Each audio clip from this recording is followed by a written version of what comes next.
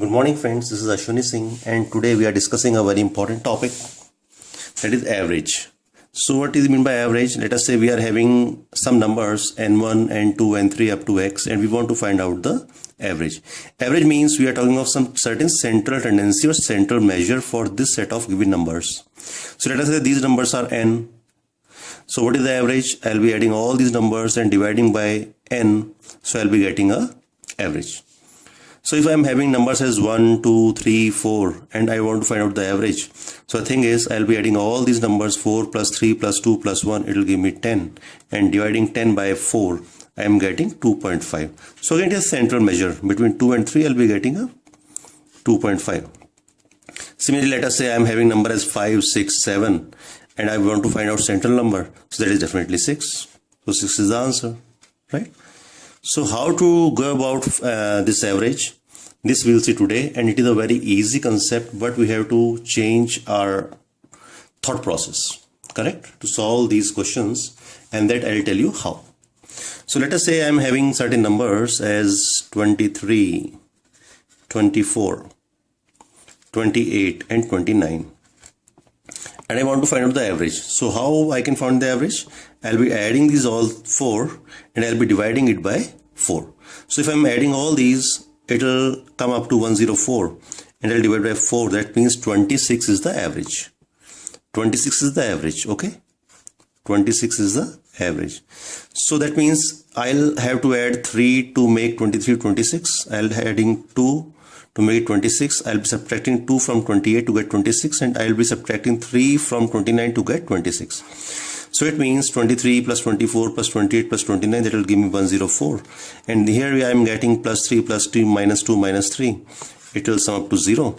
So this is equal to 104 because now the average is 26. So it is 26, it is 26, it is 26, it is 26. So 26 into 4 gives me 104, correct? Now we have to change the thought process like this. Why? Because if I'm adding all the numbers, I can have certain problem in adding. And then I am going for another operation, that is division. So there can be certain mistake or it is time taking, time consuming. We have to take less time. Okay. So now let us proceed with this thing only. Now the thing is I want to add certain number, fifth number, and that will increase the average by 2. So increase in average by 2 means the average will now become 28, right? So I have to find out what is the fifth number. So again, that is very easy. See, so I am having at 4 places, I am having 26. Let me write over here, 26, 26. Now that means a number that will be coming, a new number that will be coming, what it will do? It will be coming with its, maintaining its own new average. Plus it will be carrying 2 for all these, so that the average becomes 28.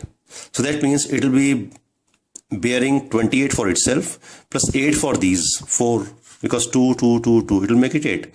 So the new number will be 28 plus 8, that will give me 36. So the new number is 36, correct? Now let us see, is it correct? So fifth number is 36. So if I am adding 36 to 104, it will make 140, and if I divide 140 by 5, it will give me 28. So that means my answer is correct and the new number is 36. So this is a process that we have to use now, right? So let us see certain questions and which will make this concept very clear.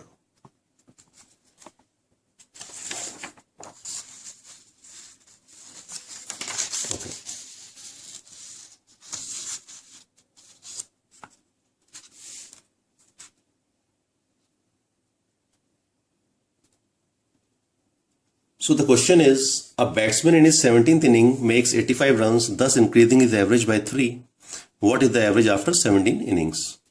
So it is very simple that we are having 16 innings that he has played initially and he has played 17th, he has made a score of 85. So it has increased the average by 3. So that means it has brought 3 for all these 16, maintaining its new average. Fine. So 16 into 3 will give me 48 and 85 minus 48 will give me 37 because it is coming with its own new average maintained. So that means what is the new average? After 17 innings, it is 37. So our answer is 37, right? Now the question is, the average of 5 consecutive numbers is n. If next 2 numbers are also included, the average will increase by how much, right? So the average of 5 consecutive numbers is n. It means I'll be having a number as n, one number n plus 1, another is n plus 2, one is n minus 1, another is n minus 2. These are 5 numbers, so my average is n. Now I am adding next 2 numbers, that means n plus 3 and n plus 4. Fine. So how many numbers are there now? There are 7. What is the central measure? It is n plus 1. So initially the average was n and now it is n plus 1. So it has increased by 1. So our answer is 1. Correct? Now let us. And the question is, the average of marks obtained by 120 candidates in an exam is 35. If average marks of passed candidate is 39 and that of failed candidate is 15, find number of candidates who passed examination. So you can see we are having certain candidates. Some are passed, some are failed. So this question can easily be done with the help of alligation mixture. So let us try to do it. Correct? It is so simple. So how should we do it? Let us see to it. Okay. So the average is 35.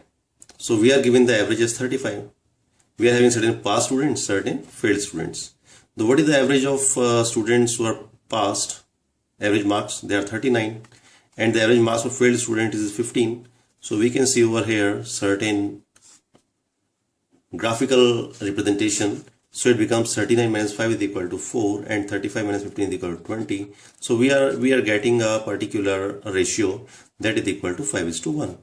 So that means if we are having total as 6, we are having 5 pass and 1 failed.